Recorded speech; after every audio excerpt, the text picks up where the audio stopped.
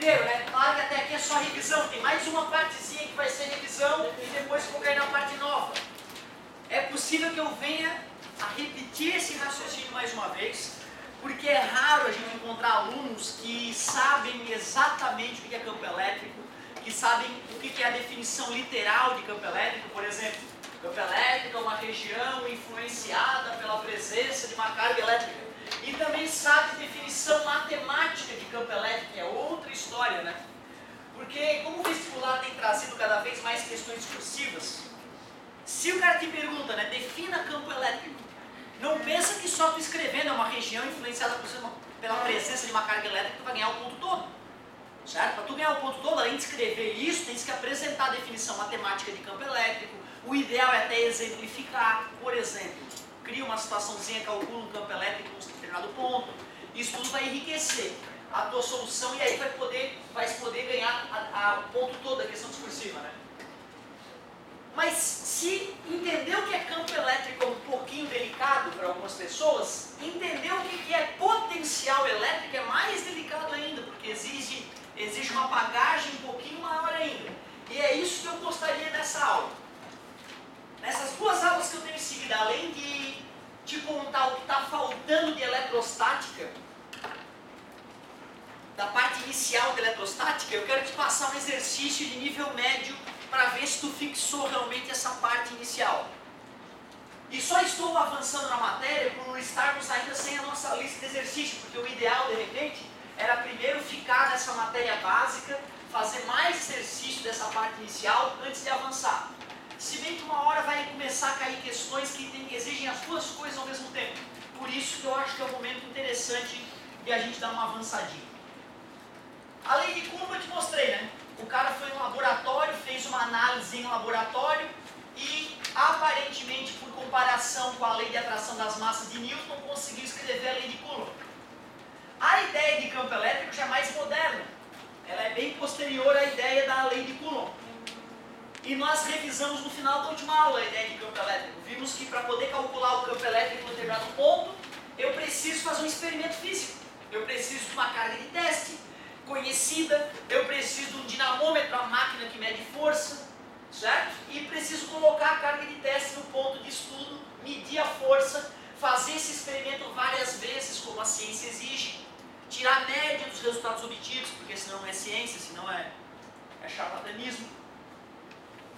Porém, cara, tu imagina, meu, toda hora que eu quiser calcular um campo elétrico, tem que chamar um técnico de laboratório, com as suas cargas de teste conhecidas, tem que pegar o dinamômetro, isso é uma encrenca. Nós temos que ter uma maneira teórica para achar o campo elétrico. E a maneira teórica veio da substituição da lei de Coulomb na definição de campo elétrico. No laboratório eu tinha uma carga lá que era, podemos chamar de Q1, e no ponto a ser estudado nós colocamos uma carga de teste, vamos chamar de Q2. Quando eu peguei o valor de Q2 e dividi a força por esse valor de Q2, que era a partícula de teste, como é que nós calcularíamos a força entre Q1 e Q2, supondo que nós conhecêssemos a distância? É usando a própria lei de Coulomb. Então eu tenho o direito de colocar no lugar do F a lei de Coulomb. Ficaria K vezes carga 1, vezes a carga 2, dividido pela distância entre elas ao quadrado, dividido pela carga 2. Como divisão de fração é a primeira fração multiplicada pelo inverso da segunda, cancela a carga 2 com a carga 2 e sobra K vezes Q1, que era a carga geradora do campo, dividido por D ao quadrado. Como já falamos outrora, o que importa é o módulo da carga e não o sinal da carga. Esta nova fórmula de campo elétrico é conhecida como campo elétrico gerado por uma carga. Ah, professor, já que é uma carga só, como é que eu faço com duas? Já vou te relembrar como é que a gente faz com duas. Vocês aceitam que a ideia de campo elétrico está linkada com a ideia de força?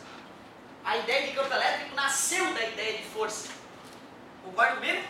Seja na definição, está ali o F de força, seja na campo elétrico sei a lei de Coulomb que calcula a força para chegar naquela forma. E força é uma grandeza vetorial, tem módulo, direção e sentido. Só que eu vou te confessar, meu querido, na vida moderna, força diz pouca coisa. Força é uma grandeza física limitada, com aplicações limitadas. Aliás, quando os físicos chegaram na ideia de energia, muitos problemas que antes eram complexos de resolver pela ideia de força, pela ideia de energia era ridículo resolver o mesmo problema físico. Mostrando que a ideia de energia é uma ideia muito mais fundamental e nobre na física. Para ti mesmo, no teu dia a dia, a força não significa porcaria nenhuma.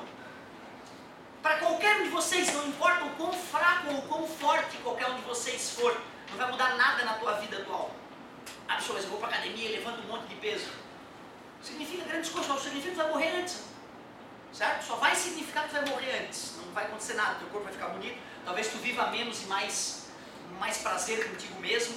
Mas para poder fazer mais exercício tem que comer mais, e comer mais é viver menos, né? A gente tem, isso é cientificamente comprovado. A única forma de viver mais é comer menos. Certo? Comer menos gera mais vida do que fumar ou não fumar. Certo? Do que dormir mais ou dormir menos, do que se alimentar com mais qualidade ou menos qualidade. Então tu vê, né? A quantidade de comida que tu ingere é o que define em grande escala o quanto tu vai viver. Pessoas que comem muito vivem menos que pessoas que comem. Não estou te pedindo para passar fome, né? Só estou te pedindo para tomar cuidado com a energia que tu ingere. Aliás, obesidade, né, é uma doença mundial hoje, certo? No mundo todo existe o problema do excesso de alimentação. Peraí, cara, o que eu estou querendo te falar, meu querido, que a partir de agora, na eletrostática, nós também temos que nos preocupar com a ideia de energia. Tudo bem, é um nome feio pra gente aqui, mas vamos lá. Eu acho que a pergunta mais chata que pode fazer para um físico é: o que é energia? Cara, energia é uma ideia muito doida, porque ela apresenta-se de várias formas, né? Energia sonora, energia térmica, energia luminosa, energia nuclear, energia gravitacional, energia elétrica, que é o que nós queremos estudar hoje. Meu Deus, energia cinética, energia elástica, barbaridade, são tantas as formas de energia. No livro está assim, ó. No livro está assim: energia é a capacidade de realizar trabalho. É assim que está no livro. Só que aí na hora do capítulo que chega de trabalho, está escrito assim, ó: trabalho de uma força. Trabalho de uma força. Aí está escrito embaixo: é a energia que a força usa para deslocar o objeto. Aí está de sacanagem, né?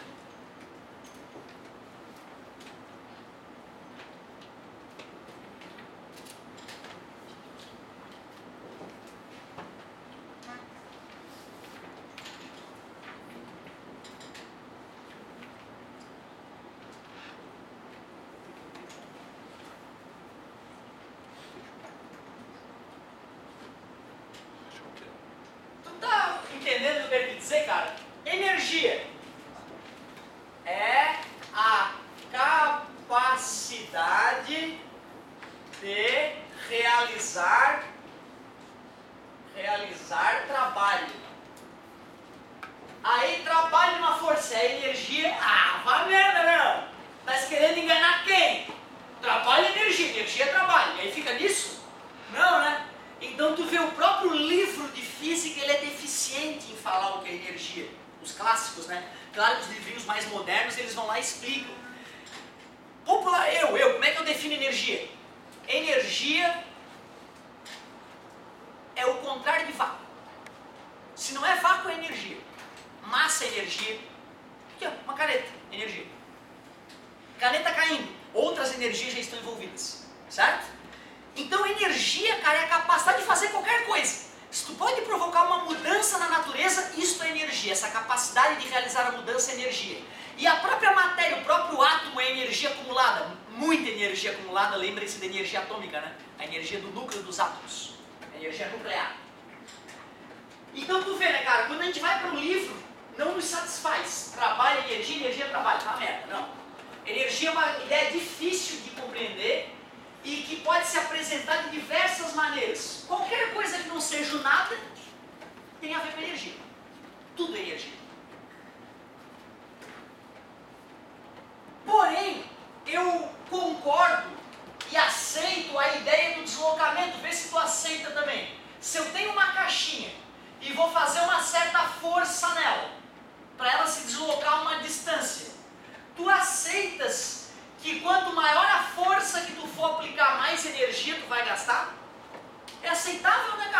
Se eu vou empurrar um objeto leve, eu gasto pouca energia.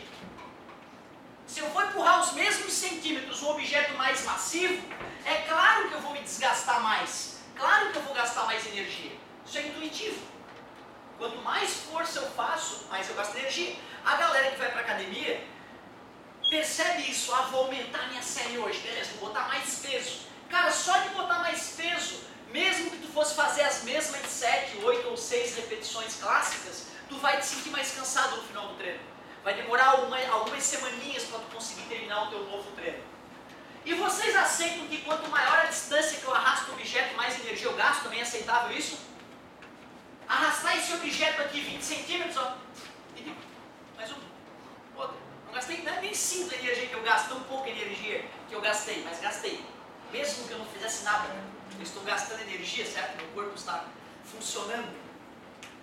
Mas agora se me pede, eu arrasto a caneta por 42 quilômetros, eu falo, não tenho condição física de arrastar nem o meu próprio corpo durante 42 quilômetros, quanto mais uma caneta. Concorda comigo? Então é perceptível que mesmo mantendo a mesma força, se eu aumento a distância, eu me desgasto mais. O cara que já ficou grande o suficiente com os músculos, né, depois ele quer, agora eu quero rasgar, quero ficar rasgado. Aí o instrutor da academia, se for bem informado, vai diminuir o peso do cara e vai aumentar o número de repetições. Mesmo reduzindo o peso que tu levanta, se tu aumenta o número de repetições, tu vai te desgastar. No final tu vai dar vontade de chorar e tu não vai conseguir terminar as tuas repetições se elas forem numerosas o suficiente.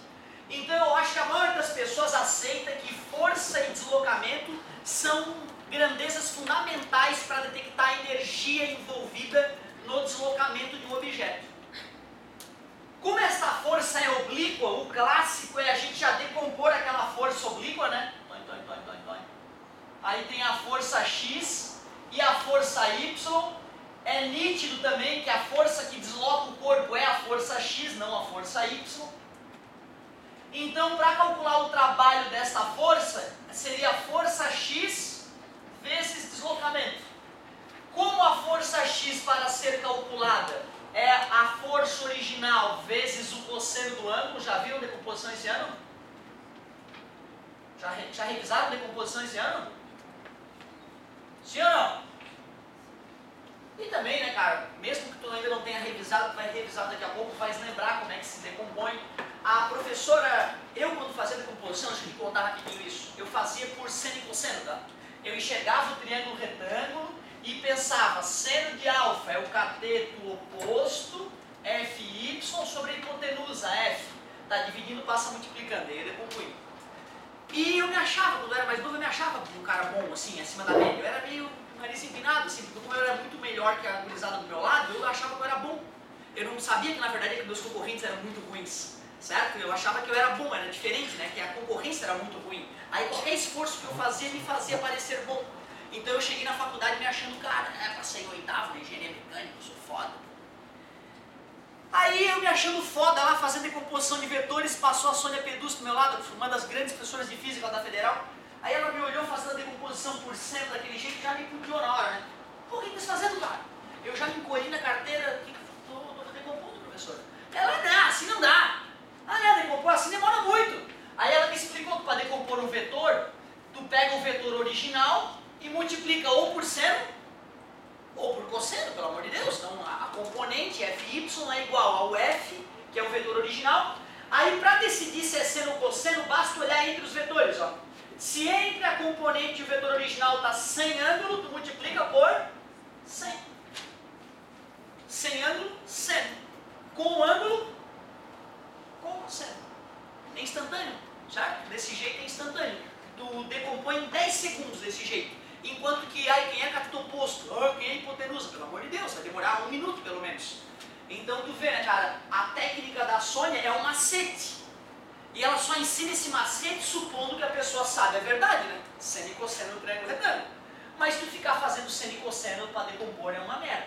Tu tens que aprender o jeito ninja. Sem ângulo multiplica por seno, com ângulo multiplica por cosseno. 10 segundos para decompor, certo? Então já que eu decompus a Fx, ficou F vezes cosseno vezes D, ou para ficar bonito, força, distância vezes o cosseno do ângulo. Observe que quando o vestibular nos fornece a fórmula assim, ele está meio que dizendo assim pra gente, ó, já que tu não sabe decompor, eu vou decompor pra ti. Aí eu vou botar o cosseno ali pra ti na fórmula. Eu, se fosse autor do vestibular, eu jamais colocaria aquele cosseno ali. Porque nem sempre é cosseno, né? Podia ser seno, concorda comigo? Basta que o ângulo fornecido fosse o ângulo de cima, o ângulo beta, ó. Se o ângulo conhecido fosse o ângulo beta, a fórmula do trabalho seria força, distância, vezes seno de beta. Pra tu ver, né, cara, como simplesmente usar as fórmulas sem consciência não leva a nada. Tem que estar consciente, né? W de work em inglês, mas eu não gosto muito dessa história de, né, fazer para inglês ver. Eu prefiro, de repente, usar a letra grega tal, que é um clássico, né? A UFSC não se decidiu. Ela usava tal durante muitos anos, usou W nos últimos anos, voltou a usar tal depois, ou seja, tem que estar preparado para ou enxergar o W de work, que é fácil, né? Trabalho em inglês, ou o tal, a letra grega, o tal maiúsculo. Então tu tem que estar preparado para isso. Nada demais, né, cara? Deixa eu dar uma olhada aqui, vamos fazer um exemplo bem bobo, só para a gente visualizar o que está acontecendo. Eu faço uma força de 200 newtons, equivalente a erguer 20 quilos aproximadamente, né? Então nada de sobre-humano. E vou arrastar o cara por, sei lá, 5 metros. Também nada de sobre-humano. Com um ângulo clássico de 60 graus.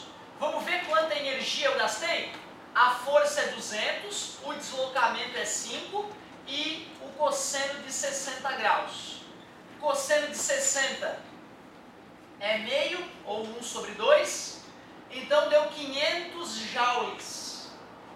Ou, vamos passar para caloria, só para ter uma ideia de quanta energia a gente perdeu para fazer isso?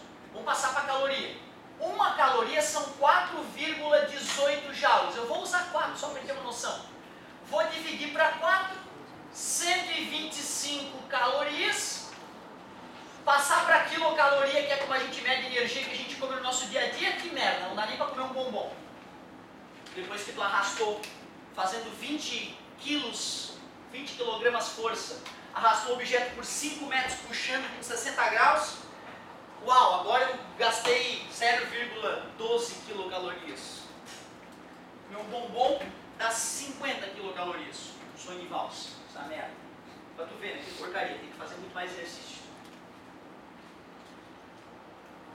Isso aqui não é coisa minha, né, cara?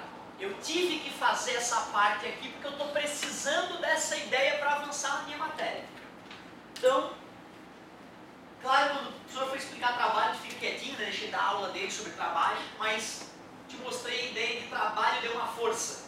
Uma das minhas dificuldades quando eu aprendi isso é que na minha cabeça trabalho, eu pensava no meu pai trabalhando, no trabalho de geografia que eu tinha que entregar, no trabalho de história que eu tirei nota baixa, e eu não pensava na palavra certa. Na física, falou o trabalho, pensa em energia, quantas calorias, quantos joules foram gastos no fenômeno. Trabalho na física é energia.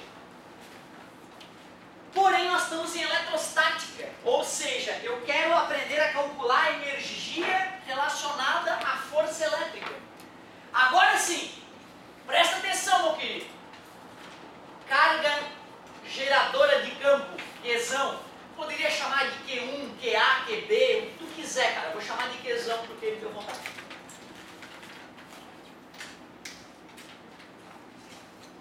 Se uma carga de teste Qzinho está lá no infinito, olha lá no infinito, bicho, nos confins do universo, que força elétrica existiria entre elas? Se a distância entre Qzão e Qzinho é infinita, qual força que existiria entre Qzão e Qzinho? Muito obrigado. Infinito elevado ao quadrado dá um número que é muito maior que o infinito, inicialmente raciocinado, e aí dividindo um número qualquer, mesmo que seja grande, dividido por um número infinitamente grande vai dar zero. Aceitável isso? Aceitável? Cuidado, tá, gente? Tem áreas da matemática que trabalham com números infinitos. Pode fazer mestrado e doutorado em números gigantescos. E tem números infinitos, dois números infinitos, e um número infinito pode ser maior que o outro. É importante saber disso, tá? Certo? Existem números infinitos e números infinitos. Números infinitos gigantescos, absurdos, e números infinitos que não são tão grandes. Que loucura isso, tá? Na matemática dá pra tu fazer pós-doutorado em números gigantescos. Só pra tu saber. Parece que é uma ideia boba, né? Mas é uma ideia altamente refinada, a ideia de infinito. Então tu deves aceitar que se essa porcaria está no infinito, já que a força tende a zero, se eu mexer essa partícula aqui, não vai ter gasto de energia, pelo menos produzido por aquela carga. O que eu quero te dizer é que se essa distância tende ao infinito, a energia entre uma carga e outra é zero. Porém, cara, se eu for aproximar essa carga dessa outra, eu já começo a sentir que, opa, começou a pintar uma força grande. Então, se eu soltar ela, ela vai disparar para longe, mostrando que tinha energia acumulada no sistema das duas partículas. O limite seria quando eu quase encostar uma carga na outra, porque se essa distância tende a zero, a força elétrica tende ao infinito. Concorda comigo? Eu sempre pergunto para a gurizada lá, né? Mesmo em quinta série, 2 sexto ano atual, né? 2 dividido para x.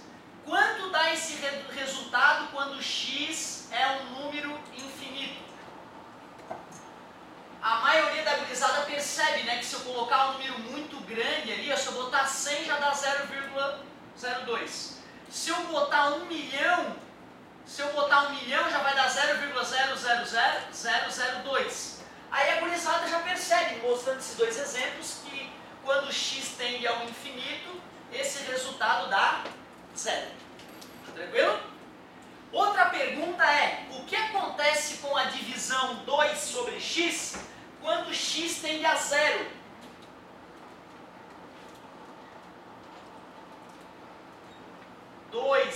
Dividido por x, eu quero saber quanto dá, e esse x é muito próximo de zero. Essa ideia é um pouquinho mais refinada que a anterior, embora tenha a mesma ideia.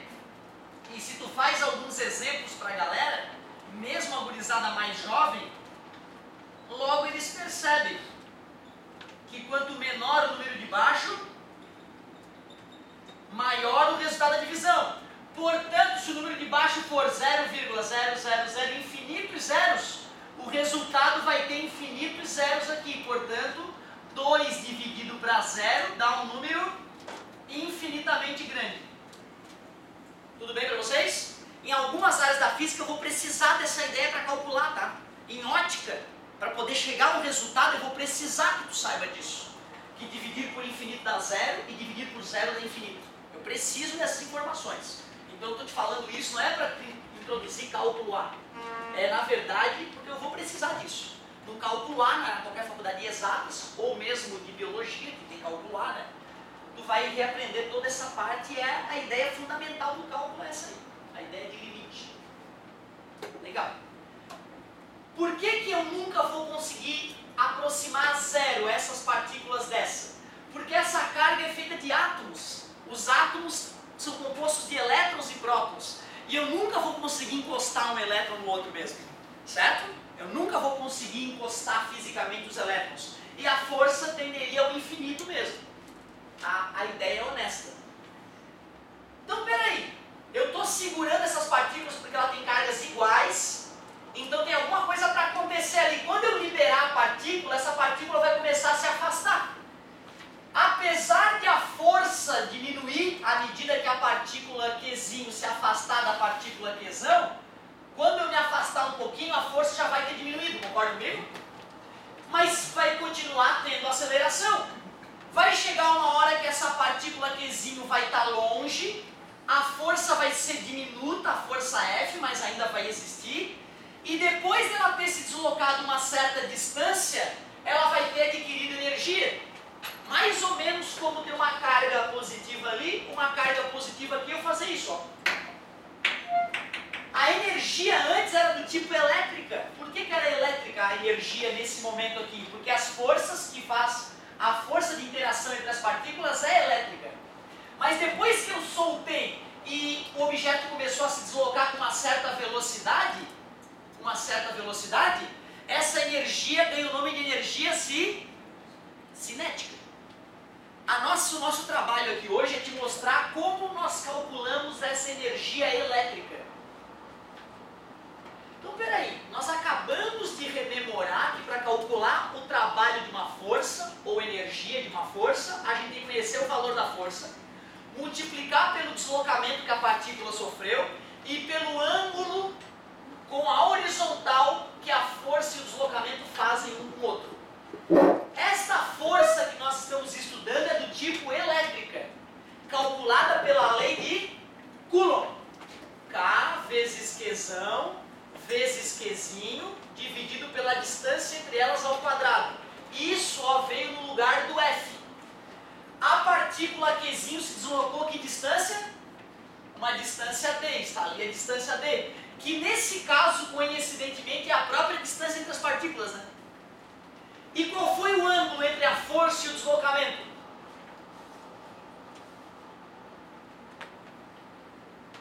Que ângulo é esse? Esse? 90, 60, 30... Quanto? Obrigado. Cosseno de zero. Eu faço isso porque eu tive dificuldade em algum momento da minha vida de perceber que dois vetores que apontam para o mesmo lado têm ângulo zero. Certo? Aí eu fui fechando meus dedos uma vez, fui fechando e aí eu percebi que era zero. Beleza? Mas eu tive dificuldade de reconhecer isso. Por isso que eu faço de maneira bem idiota, para ver se tu reconhece que vetores paralelos, né, com a mesma direção e com o mesmo sentido, tem ângulo zero. Cosseno de zero? 1. Né? A matemática nos ensina isso. Como essa distância é a mesma que aquela, uma está ao quadrado e a outra não, eu posso cancelar o ao quadrado. E aí, meus queridos, ó, obtivemos uma equação para calcular o trabalho da força elétrica. Trabalho da força elétrica. Mas isso ganha um apelido. Isso também é chamado de ou energia potencial elétrica. Então tu vê, eu posso chamar de trabalho da força elétrica ou energia potencial elétrica. K vezes Qzão vezes Qzinho dividido por D. Eu vou te confessar que essa fórmula ela é útil para a gente mesmo quando o objeto estava numa posição zero, quase encostado na carga, na outra carga, e foi deslocado até uma distância D. Se eu sair de uma posição, uma distância 1, e ir até uma outra distância, eu tenho que pensar um pouco diferente, que eu vou te apresentar logo essa ideia. Eu já vi no vestibular o cara dar 3 cargas e perguntar qual é a energia potencial do sistema. Como é que o cara deveria agir? Ele deveria usar esta fórmula que eu acabei de deduzir para vocês, 2 a 2, 3 vezes então, e depois somar todas as energias. Não entendi, professor. Imagina que eu te dou lá uma partícula A, uma partícula B e uma partícula C. Eu te forneço a carga de cada partícula A, B e C e te dou as distâncias entre elas todas. Te dou a distância D1, te dou a distância D2 e a distância D3. E o cara te pergunta qual é a energia potencial elétrica do sistema. A fórmula só tem 2 cargas, concorda comigo? Esta fórmula serve só para 2 cargas pontuais, não para 3. Como é que tu vai agir? Tu calcula a energia entre A e B, calcula a energia entre B e C, e calcula a energia entre A e C. E depois soma essas 3 energias. Pronto, aí tem a energia potencial do sistema. Muito raro isso. Nesses 10 anos de sala de aula, eu vi acontecer essa pergunta 2 vezes só. Mas vai que no teu aparece, entendeu? Então, se eu não cito a ideia do trabalho da força elétrica e te relembro que é a mesma coisa que energia potencial elétrica, isso pode te dar uma dor de cabeça. Professor, acho que esqueceu dos módulos. Não, na verdade, eu não esqueci dos módulos. Na verdade, o ideal é até a gente colocar um mais ou menos aqui na frente. Ó. No vestibular não vai vir aquele mais ou menos. Eu estou colocando aquele mais ou menos para tu saber que a energia pode ser negativa. Certo? Como, professor? Ué, era só tu imaginar a partícula distante se aproximando, né? Concorda comigo? Nesse caso, a força elétrica seria repulsiva. E o deslocamento é para lá, ó, qual é o ângulo? E aí tu bota aqui cosseno de 180 e o cosseno de 180 é menos 1. Então, da mesma forma que trabalho da força-peso é mgh ou energia potencial gravitacional, né? Tu vê, os sinônimos, ó, trabalho da força-peso ou energia potencial gravitacional. Pode ser positiva ou negativa, certo? Quando o objeto está subindo, a força-peso está atuando para baixo. Então, na subida, o trabalho da força-peso é negativo. Retira a energia do corpo. Na descida, o trabalho da força-peso é motor, é positivo. Trabalho positivo chama-se trabalho motor, trabalho negativo chama-se trabalho resistente. Motor porque locomove o objeto, resistente porque resiste ao movimento. Legal. Nada demais, né? A única coisa nova que eu te apresentei na aula de hoje, da minha matéria, é a ideia de trabalho da força elétrica, ou sinônimo energia potencial elétrica. Não custa lembrar, pessoal, que a palavra potencial tem a ver com posição. Tudo que depende da posição do objeto na física ganha um apelido de potencial. Tu concorda que a posição da carga menor e da carga maior é que vão interferir na quantidade de trabalho? Por isso que é potencial. Show! Tu vê, né, cara, da ideia de força surgiu uma nova ideia pra gente, a ideia de energia potencial elétrica. A ideia de energia potencial elétrica. Ou trabalho da força elétrica. Qual é a distinção entre essas fórmulas mesmo? Dessa para essa, qual é a grande distinção? A distância não está ao quadrado, concordo? Quando eu dobro a distância entre duas cargas elétricas, o que acontece com a energia entre elas? Dobra? Cai pela metade, concorda comigo? Se eu triplico a distância entre duas cargas, cai 3 vezes, não cai 9. Antes caía 9 porque estava elevado ao quadrado. Certo? E esse barulhinho é porque começou a nossa última aula, não é isso? Odeio quando eu estou no meio da explicação em bate-sinal. Estou feliz agora. Pô, cara, tu vê, se bastasse eu saber energia entre duas cargas elétricas para resolver os problemas da nossa vida, acabou. Eu não ia mais avançar na matéria, eu ia ficar por aí mesmo. Porém, só conhecer a energia elétrica disponível entre duas partículas não é o suficiente. Nós precisamos de uma ideia final para matar a nossa teoria de eletrostática. Olha o que eu vou fazer. Vamos ao laboratório mais uma vez. Não mexam em nada, porque as cargas que nós usaremos mais uma vez são cargas assassinas, que fulminariam qualquer um que se aproximasse delas. Então olha só, mais uma vez eu vou no laboratório, tem uma carga geradora de campo elétrico que eu nem sei o valor dela, só sei que ela está gerando alguma coisa invisível aqui em volta, porque quando eu pego a partícula de teste eu percebo que tem alguma força agindo nela. Vou selecionar um ponto de estudo ali, aquele é o ponto G que eu vou estudar. E por enquanto não tem nada no ponto G, eu só marquei ele fisicamente na mesa do meu laboratório. E agora eu vou começar a fazer um estudo, um pouco mais complexo que aquele estudo que a gente fez na primeira aula sobre força.